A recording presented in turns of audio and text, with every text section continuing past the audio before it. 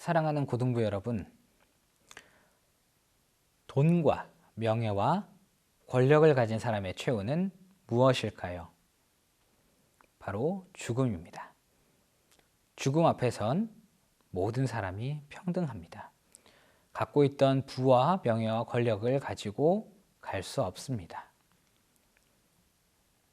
그렇기 때문에 이 죽음 앞에서는 모두 다 평등한 것입니다. 며칠 전 제가 TV를 보는데 이 TV 프로그램에서 국립과학수사대 직원들이 나와 인터뷰도 하고 퀴즈를 푸는 그런 프로그램을 보았습니다.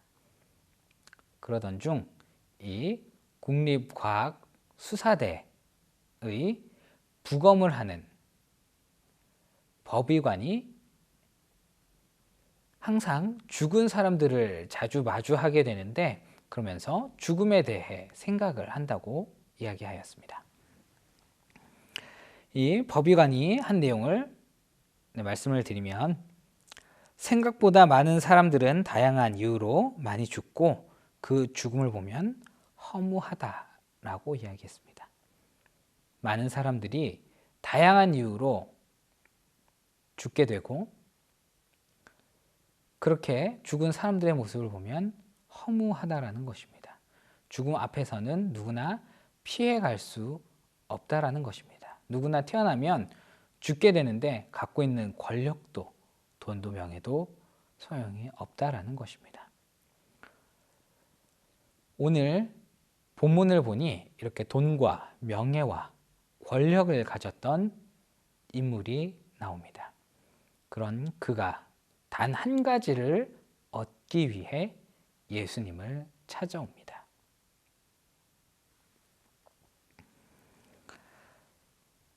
오늘 본문에는 이 사람을 젊은 부자라고, 부자 청년이라고 표현을 하고 있습니다. 그런데 똑같은 내용을 누가복음 18장 18절에는 관원이라고 표현을 하고 있습니다.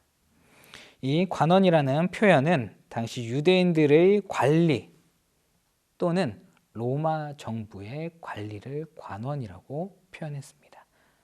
즉, 이 사람은 매우 젊고 부자이며 권력을 가진 그런 사람이었습니다. 그런 사람이 단 한 가지를 얻기 위해 예수님을 찾아옵니다. 그것은 바로 영생이었습니다. 오늘 본문 마태복음 19장 16절에는 어떤 사람이 주께 와서 가로되 선생이여 내가 무슨 선한 일을 하여야 영생을 얻으리까 말씀합니다. 즉 모든 것을 다 가진 이 부자도 얻을 수 없었던 것이 죽음 이후의 삶, 영원한 삶이었다라는 것입니다. 그것을 얻기 위해 예수님을 찾아왔고 예수님은 이 젊은 부자에게 많은 가르침을 주십니다. 그런데 그 가르침 중 오늘 우리는 세 가지를 살펴보고자 합니다. 첫 번째로 예수님께서 젊은 부자를 통해 우리에게 가르쳐 주시는 가르침은 믿음과 순종을 통한 실천입니다. 이 믿음과 순종을 동반한, 수반한 실천, 그것이 바로 믿는 믿음의 사람들, 영생을 바라보는 사람들에게 필요하다는 것입니다. 그냥 실천이 아닙니다. 믿음과 순종을 가지고 그것을 토대로 하는 실천, 그것을 행하는 사람만이 영생의 길로 하나님의 나라로 들어갈 수 있다는 것입니다. 믿음과 순종의 마음을 가지고 계명을 지켜야 하는데 예수님께서는 내가 내 생명에 들어가려면 계명을 지키라 말씀합니다.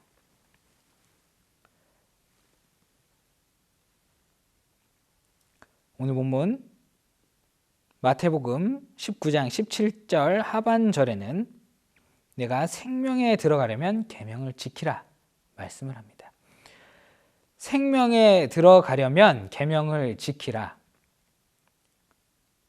젊은 부자는 예수님께 영생에 대해서 물어봤습니다. 그런데 예수님께서는 영생이 아닌 생명에 들어가려면 이라고 말씀을 하십니다. 이 생명이라는 것은 영원히 사는 길이며 이 유일한 생명은 오직 예수 그리스도를 통해서만이 이루어진다라고 말씀하고 계신 것입니다.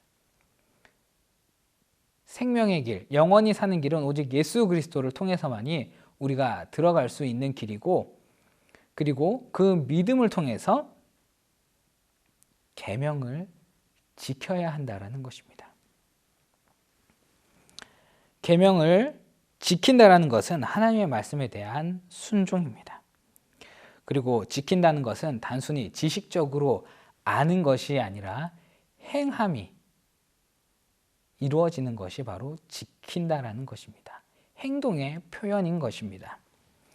실천의 영역을 포함하는 것입니다. 우리가 생명이신 예수 그리스도를 믿고 그 말씀에 순종해서, 하나님 말씀에 순종해서 그것을 행할 때 우리는 구원을 얻게 된다라고 예수님께서는 가르쳐 주고 계신 것입니다. 그리고 예수님께서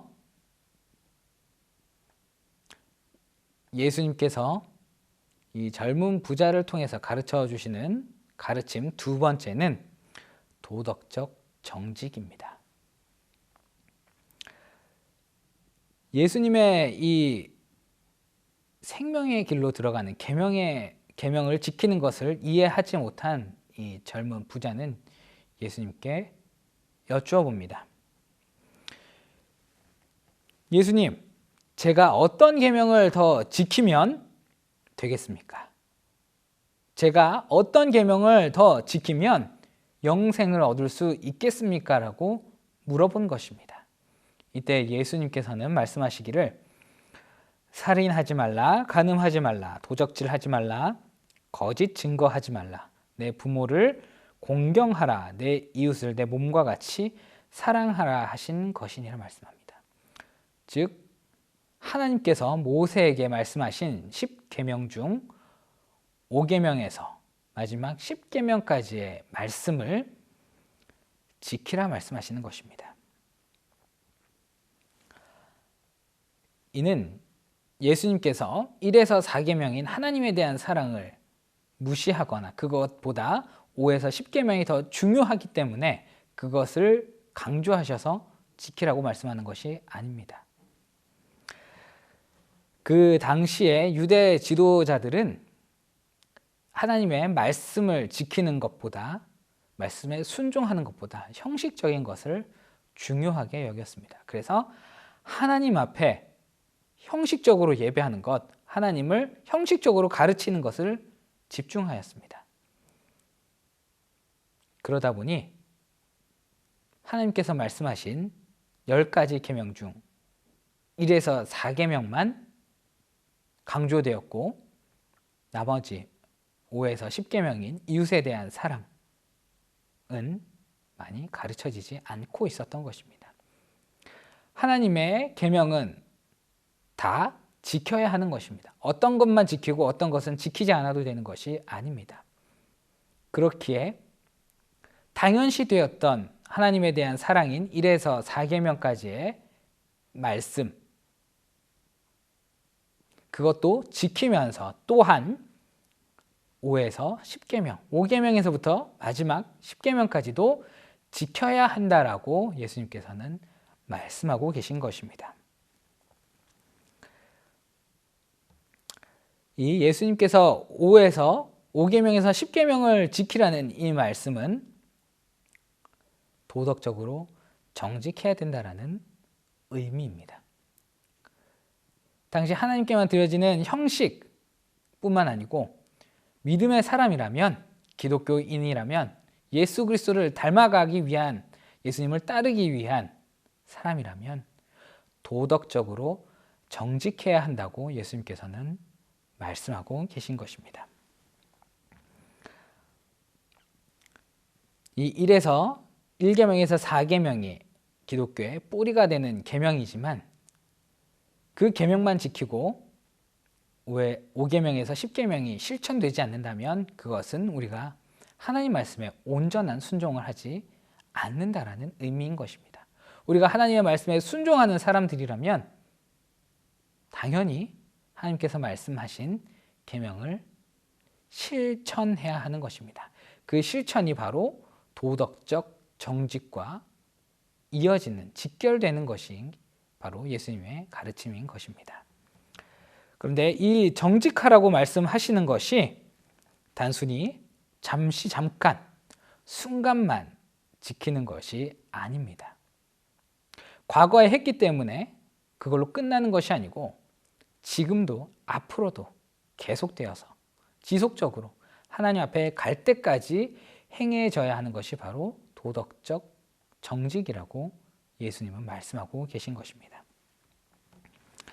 예수님께서 이 부자 청년을 향해 5계명에서 10계명을 지키라 말씀하자 이 젊은 부자 청년은 이렇게 얘기합니다. 오늘 본문 20절에 그 청년이 가로되 이 모든 것을 내가 지켰사오니 아직도 무엇이 부족하리까 물어봅니다. 예수님, 제가 어릴 적부터 하나님이 말씀하신 5계명에서 10계명을 잘 지켰는데 무엇을 더 지켜야 됩니까? 무엇이 더 부족합니까? 이미 충분하지 않습니까? 라고 물어보는 것입니다.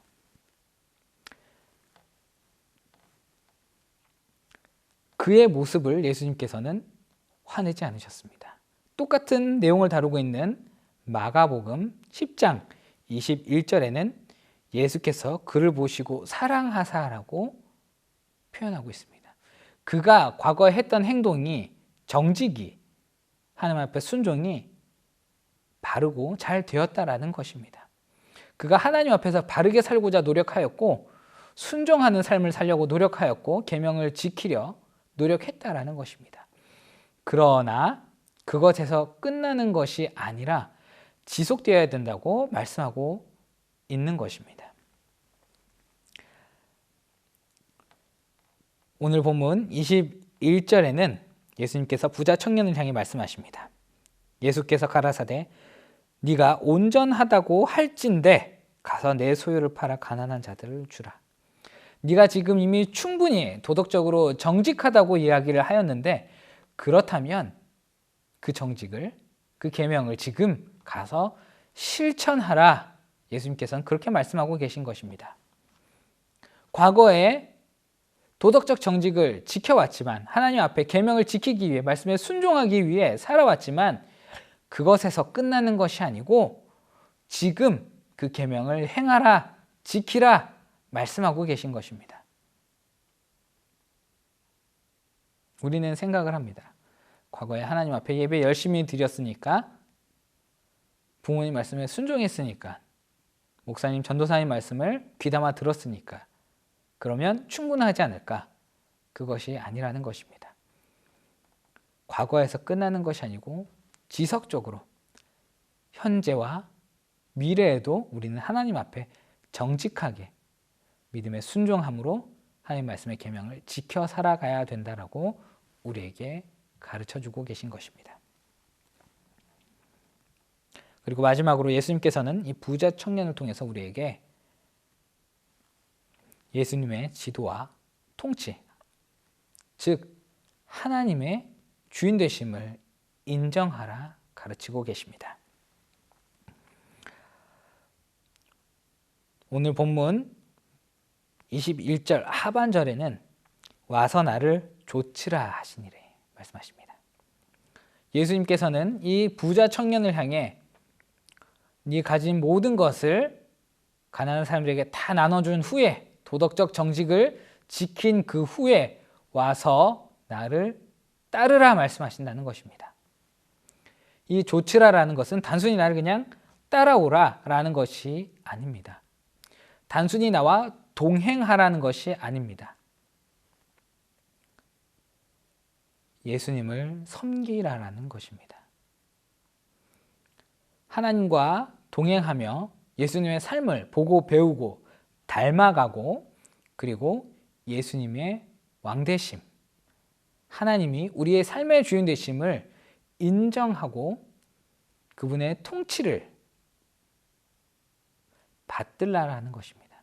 그분이 우리 삶의 주인 되어 주시고 우리는 하나님의 백성, 자녀가 됨으로써 온전히 하나님만이 우리 삶의 주인 되심을 인정할 때, 그분을 섬길 때만이 우리는 구원을 얻을 수 있다라고 예수님께서는 가르쳐주고 계신 것입니다.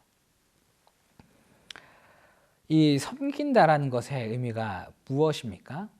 네, 저번 주에도 설교를 했지만 섬긴다라는 것은 우리가 스스로 낮아진다라는 것입니다. 우리가 스스로 낮아지면 어떻게 될까요? 그 상대방을 높여주고 인정하는 것, 상대방의 말에 순종하고 따르는 것, 그것이 바로 섬김이라고 말씀을 드렸습니다. 이처럼 우리가 우리의 삶이 우리 것이 아니고 삶의 주인은 예수 그리스도이며 하나님이라고 인정하고 섬긴다라는 것은 우리가 하나님 앞에서 낮아지는 겸손의 자세를 갖는 것이며 오직 하나님 말씀에만 순종하는 삶을 살겠다라는 고백인 것입니다. 오직 하나님만이 내 삶의 주인 되심을 인정하는 그것이 바로 섬김이라는 것입니다. 사랑하는 고등부 여러분, 오늘 본문에 나오는 이 젊은 부자는 모든 것을 얻고도 단 한 가지 영생을 얻기 위해 그것을 바라보며 예수님을 찾아서 예수님께 나왔습니다. 이처럼 때로는 세상의 부귀, 영화, 권력, 명예 이런 것들이 멋져 보이고 필요한 것 같아 보이고 이것을 통해 잘 살 것 같아 보이지만, 그러나 우리가 하나님 앞에 섰을 때 이것들은 의미 없는 것들이라는 것입니다. 오직 하나님의 왕되심, 주인 되심을 인정하고 하나님 말씀에 순종하는 삶을 살며 하나님 보시기에 바르고 정직하게 살아가는 그것이 중요하다라는 것입니다. 이 세상에 잠시 잠깐의 행복과 만족을 위해 살아가는 것이 아니고 영원히 사는 삶, 영생의 삶, 생명이 있는 구원의 삶을 바라보며 나아가는 우리 사랑하는 고등부 여러분들 다 되시기를 주님의 이름으로 축복하고 기도합니다. 기도하겠습니다. 사랑의 하나님, 감사합니다. 오늘 이 젊은 부자를 통해 우리에게 하나님 나라에 들어가는 길이 무엇인지, 우리가 어떻게 하는 것이 하나님 보시기에 바르고 정직하게 살아가는 삶인지 가르쳐 주시니 감사드립니다. 우리가 이 세상에 잠시 잠깐 살아가지만 이 세상의 것들 위해 살아가는 것이 아니고 하나님의 변하지 않는 것들 바라보면서 주님 말씀에 순종하고 믿음으로 살아가며 오직 하나님께서 우리 삶의 주인 되심을 고백하고 하나님 보시기에 바르고 정직하게 살아가는 산 소망을 갖고 살아가는 믿음의 고등부 다 될 수 있도록 주님 붙잡아 주시옵소서. 공부하는 가운데 있는 우리 학생들에게 지혜와 명철을 주시고 무엇을 우선순위로 살아가야 하는지 분별력과 지혜 부어 주시옵소서. 이 세상을 살아가는데 또한 뒤처지지 않게 세상의 지혜와 능력도 허락하여 주시고 우리가 온전히 그 모든 것을 하나님의 나라와 영광을 위해 나타내며 드러내는 삶을 사는 우리 개봉교회 고등부 될 수 있도록 붙잡아 주시옵소서. 함께 하심을 믿고 감사드리며 살아계신 예수 그리스도 이름으로 기도드립니다. 아멘.